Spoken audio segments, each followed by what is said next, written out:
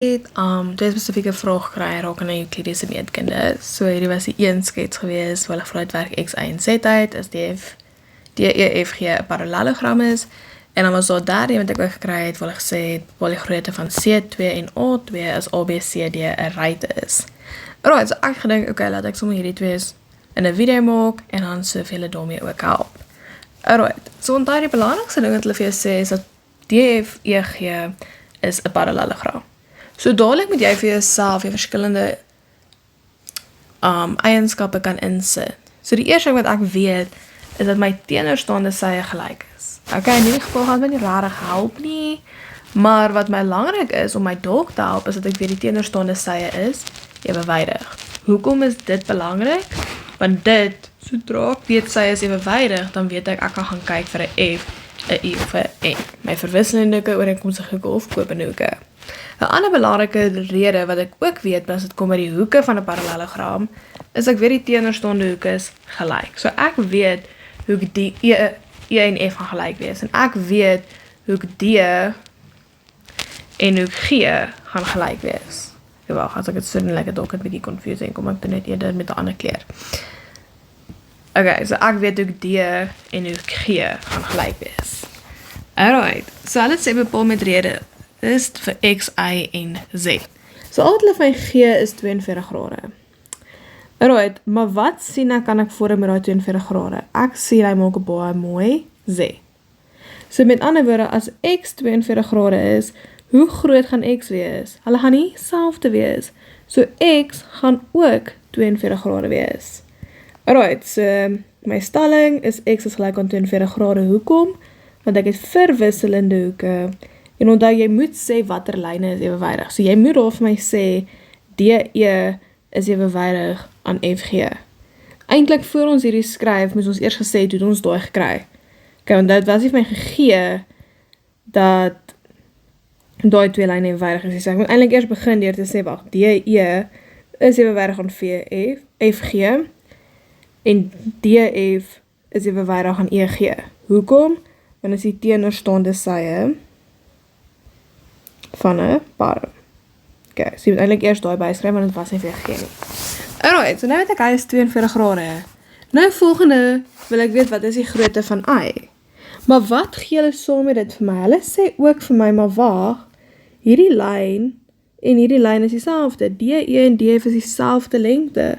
So wat weet ek dan van hulle hoeke? Ek weet dat hierdie y en daai e dieselfde grootte moet wees. Alright, hoekom weet ek dit? Want die twee sye is gelyk. Alright, so ek begin deur eers te sê, maar wag, hoek E is ook gelyk aan y. Hoekom? Want is hoeke teenoor gelyke sye. Asseblief nie gaan sê dis gelykbenige driehoeke nie, daai is so verkeerd. Alright, en nou as ek weet daai enetjie is ook y, nou kan ek die binnehoeke van 'n driehoek gebruik en vir y bereken. So met ander woorde, y plus daai 42 grade plus nog 'n y is gelyk aan 180 grade. My rede gaan wees binnehoeke van 'n driehoek. Right, nou net 'n bietjie algebra gebruik, so daar het ek 'n y en daar het ek 'n y, so met ander woorde ek het 2y plus 42 grade is gelyk aan 180. Jy wil vir y alleen kry, so ek vat eers my 42 oor, en as my 42 nou oor gaan, dan word dit minus 42 grade. So met ander woorde, 2y is gelyk aan 180 grade minus 42, wat dan vir jou gee 138 grade. Alright, en nou as jy vir y alleen wil kry, deel jy al twee kante deur 2, wat dan vir jou sê, alright, y is gelyk aan 69 grade. So met ander woorde, y is 69 grade en 69 grade.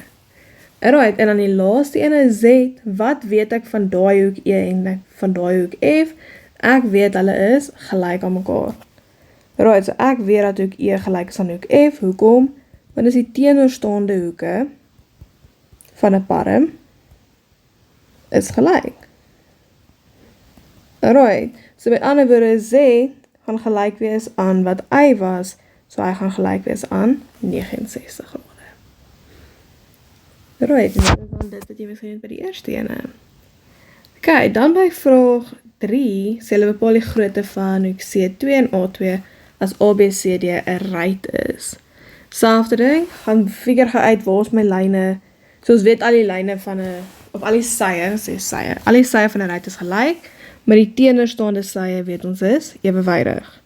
So weer eens, so kom is daai belangrik, want dit beteken ek kan my F, my I en my Z gebruik, of my N, indien dit nodig is. Alright, wat weet ek van die hoeke van 'n ruit? Ek weet die teenoorstaande binnehoeke is gelyk. So hoek B en hoek D gaan gelyk wees, en ek weet ook dat hoek A en hoek C gelyk is. Maar dan is daar 'n baie belangrike ding van 'n ruit, wat uniek is net aan 'n ruit. Wat weet ek van sy hoeklyne?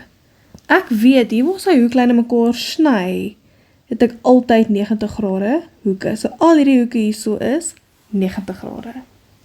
Ok, so as hulle nou vir ons vra bereken vir C2, daar is les C2. Maar wat weet ek klaar? Ek weet klaar O2 is 90 grade. So my rede, eers gaan ek sê O2 is lyk aan 90 grade. Hoekom? Want die hoeklyne van 'n ruit, en as jy meer spesifiek wil wees, kan die hoeklyne van 'n ruit sny loodreg. Maar die kern waarom het wees is die hoeklyne van 'n ruit.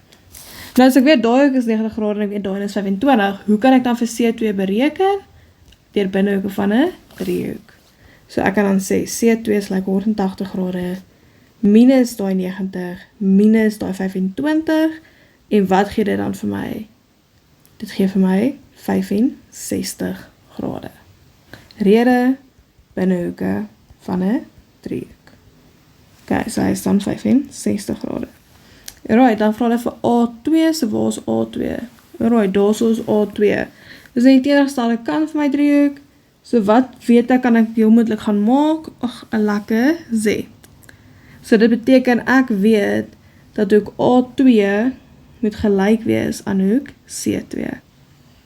Wat hulle vorm 'n Z. So dan kan ek sê, alright, eerstens weet ek dat lyn AB ewewydig is aan CD, van die teenoorstaande sye van 'n ruit. Ok, daar is jou kern, teenoorstaande sye van 'n ruit, en wat is hulle? Is ewewydig. Alright, wat dan vir my sê, alright, A2 is gelyk aan C2, met ander woorde is gelyk aan 65 grade. Wat is my rede? Verwisselende hoeke, want AB is ewewydig aan CD. Dis hy.